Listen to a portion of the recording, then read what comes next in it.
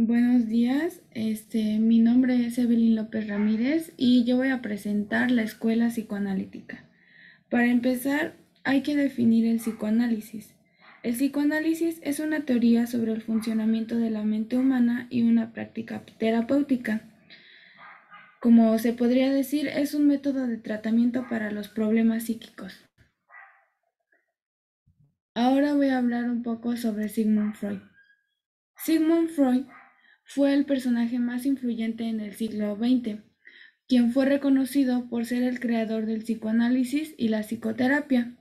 Algunas de sus obras más importantes fueron La interpretación de los sueños, Psicología en masas y, por último, El análisis del yo. Hablaré ahora sobre el trabajo de Sigmund Freud, el desarrollo de cada una de sus teorías y en qué consisten. La primera es la invención del psicoanálisis, el cual fue un método clínico y construcción de un campo para saber que se ha convocado en múltiple interés de otros saberes, y así nace la formulación del inconsciente. Vamos a hablar ahora sobre los niveles de conciencia. Existen tres niveles de conciencia, los cuales están constituidos por el consciente, preconsciente y el inconsciente. El preconsciente es una memoria disponible donde no ha accedido la mente. ¿Esto qué quiere decir? Que tenemos algunos recuerdos o sucesos ocurridos de los cuales no logramos recordar con claridad, por así decirlo. El siguiente es consciente y este está formado por sentimientos y emociones. ¿Esto qué significa? Significa que tenemos la idea de lo que sentimos y de lo que pensamos. Y por último, el inconsciente. El inconsciente se basa en instintos, sentimientos e impulsos que son reprimidos. Podría decirse que es cuando por instinto decidimos bloquear algún recuerdo ya que no nos hace sentir bien. En tercera hablaremos sobre la estructura del psique. Está conformada por el ello, el yo y el superyo. El ello es una expresión psíquica de nuestros deseos. ¿Eso qué significa?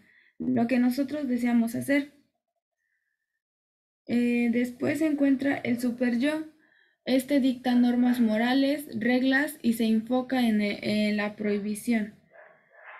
Y el yo actúa básicamente como un mediador entre el ello y el yo. Respeta las reglas, pero también suele romperlas con moderación. Después hablaremos sobre los mecanismos de defensa. Para esto vamos a definir lo que es un mecanismo de defensa. Un mecanismo de defensa es un contenido que se encuentra en nuestra conciencia y se manifiesta en nuestra defensa. El primero es la negación, y este consiste en el rechazo a reconocer lo evidente. Un ejemplo sería cuando un niño rompe un vaso. La mamá se da cuenta y pregunta quién fue el niño que rompió el vaso, pero el niño se hace el que no sabe, dice que pues él no fue. La mamá está consciente de que el único que estaba ahí era el niño. El segundo es reprimir, y este se trata de un bloqueo de recuerdos dolorosos o traumas. Por ejemplo, cuando un niño vive un recuerdo traumático en la infancia, lo reprime de manera que con el paso de los años llega a olvidarlo y así evita enfrentar de nuevo como esa vivencia. El tercero es regresar, y esto significa volver a una etapa previa del desarrollo. Un ejemplo sería que un niño de 10 años toma actitudes o cambia su comportamiento de tal manera que empieza a hacer berrinches, llora, se enoja o quiere gritar. El cuarto es desplazar, y este significa que sustituye a la persona u objeto equivocado. Un ejemplo sería, por ejemplo, cuando dos niños en el preescolar se pelean y uno golpea a otro. Al que fue golpeado, por el coraje o el enojo que él siente, va y le pega a otro compañerito. O sea, que no tiene nada que ver en esa situación, pero solo para desquitarse, por así decirlo.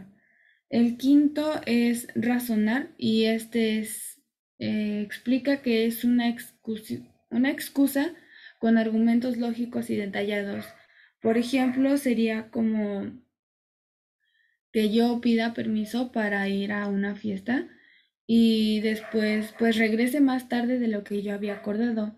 Entonces pues mi mamá me va a preguntar que por qué llegué tarde y así, y yo puedo inventarle cualquier cosa y decirle, no, pues es que el que me iba a venir a dejar a mi casa, y pues se le hizo tarde o ese tipo de cosas que tienen lógica y que pues la mamá se puede creer. El sexto es suprimir, y anula un evento doloroso con ideas compensatorias. Por ejemplo, podría ser cuando a un niño se le muere su mascota y para no sentirse triste, pues piensa como que su mamá pues le puede comprar un juguete o que le pueden comprar otra mascota o así, para como evadir el sentimiento. El séptimo es proyectar, y significa adjudicar los propios defectos de otros. Un ejemplo podría ser cuando alguien se siente inseguro, pero para no aceptar que se siente inseguro, él como que busca a otra persona y lo hace sentirse como inseguro y le dice, no, es que tú te sientes inseguro. Entonces, ese sería como, pues sí, la introyección, como yo me veo en esa persona, pero no acepto lo que yo soy. El 8 es introyectar, y se trata de asumir las virtudes ajenas como propias. Por ejemplo, cuando dos personas son amigas y por alguna situación se separan, uno de ellos empieza a actuar como lo hacía la otra persona. Por ejemplo, empieza a vestirse como él, hablar como él, usar modismos que pues la otra persona usaba. El noveno es reactivar, y significa manifestar intenciones opuestas a las verdaderas. Podría ser como en una relación, en vez de contarle a tu pareja que hiciste algo malo, empiezas como que a regalarle cosas, como que para pasar desapercibida la situación que tú presentaste. El décimo es sublimar, y significa satisfacer deseos oscuros con conductas aceptables. Un ejemplo podría ser cuando un niño quiere maltratar a un perrito o a un gato, pero pues sabe que no puede hacerlo, entonces empieza como a acariciarlo o como a abrazarlo muy fuerte, de modo que el perrito se sienta como atacado. El onceavo es aislar, y habla sobre emociones negativas que se omiten del habla, y un ejemplo podría ser cuando un niño se siente ignorado o excluido por un grupo de compañeros y por ello, sin decir nada, pues solo se aleja. El doceavo y último es divertir, y trata sobre alterar los significados mediante el humorismo.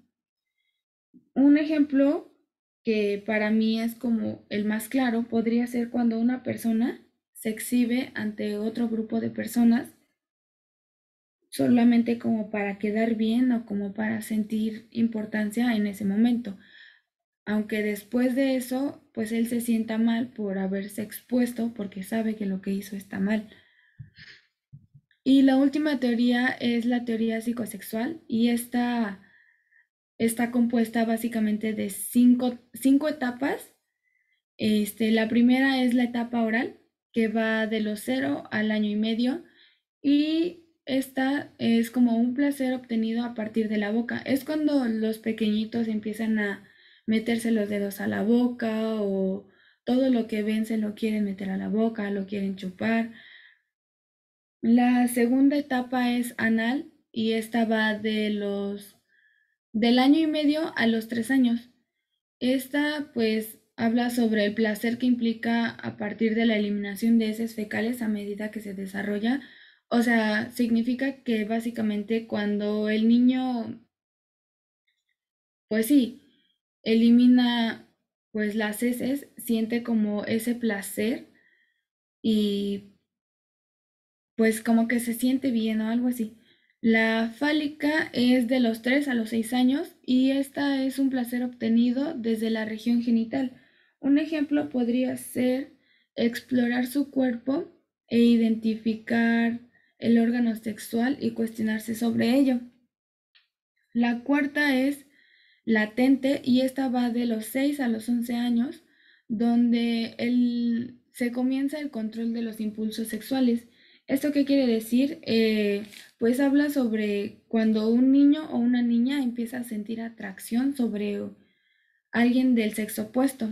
Y la última, que es la etapa genital, se presenta en lo que es la adolescencia y la pubertad, la cual pues permite que los impulsos sexuales se vuelvan a presentar.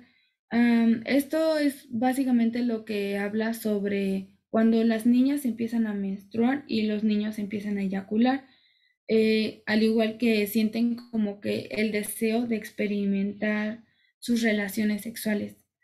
Mm, en conclusión, pues yo puedo decir que para mí esta escuela fue la más importante, este, porque pues habla sobre varias teorías que para mí se me hicieron demasiado interesantes y pues porque tenemos como algunas ideas de esto, sin embargo, como que no sabemos de qué manera expresarlas.